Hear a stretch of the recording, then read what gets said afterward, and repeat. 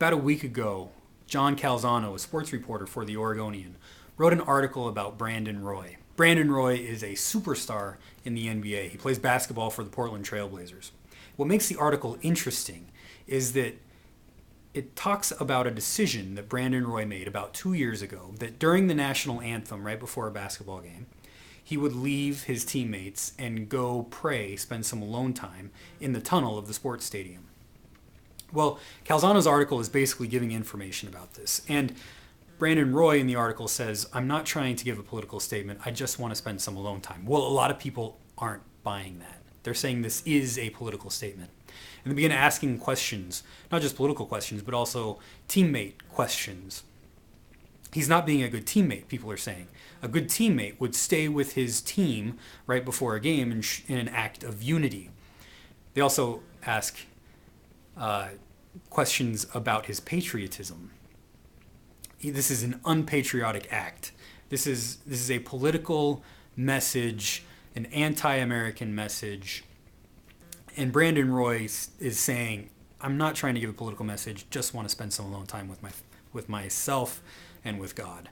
And he says, if this is going to cause an issue, I'll go back and be with my teammates. Well, I think people are right that this is a political message. What's the message that he's giving?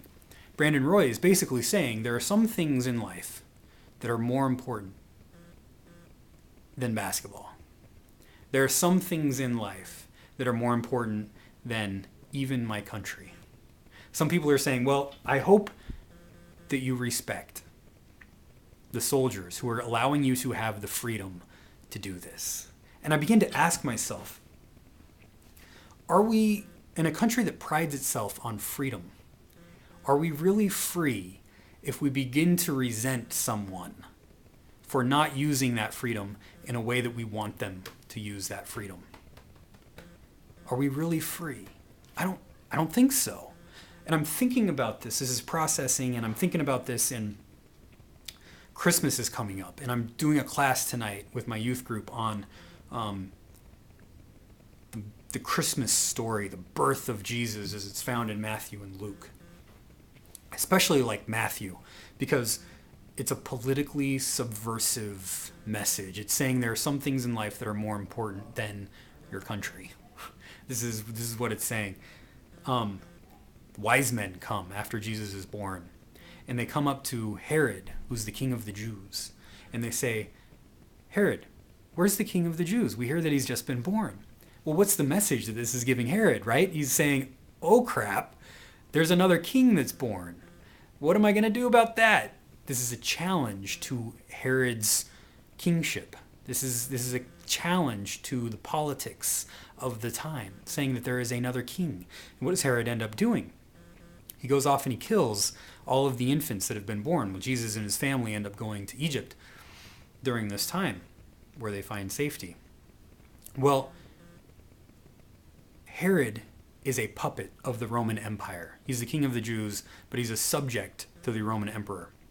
And basically what Rome says is, we will give you freedom as long as you use the freedom we give you in the way that we want you to use it.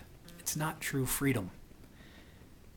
If you try to protest the freedom of Rome, you will end up getting crucified. This is what ends up happening to Jesus, because Jesus ends up giving a different message.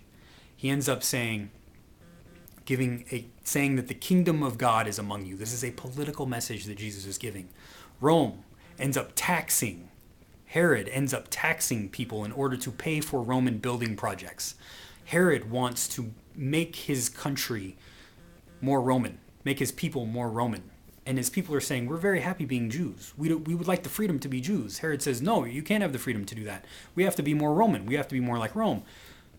So he ends up taxing them so much that it's hard for them to eat. They're poor.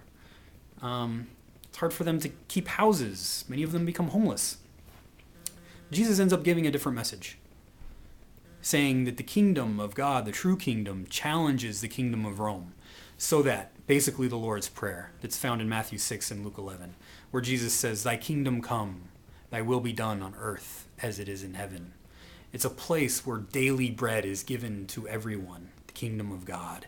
The kingdom of God is a place where forgiveness is freely given because we know that we are in fact in need of forgiveness ourselves. And it's a place where we resist the temptation to violence. This is a politically subversive message. It's saying Rome is not how it's supposed to be.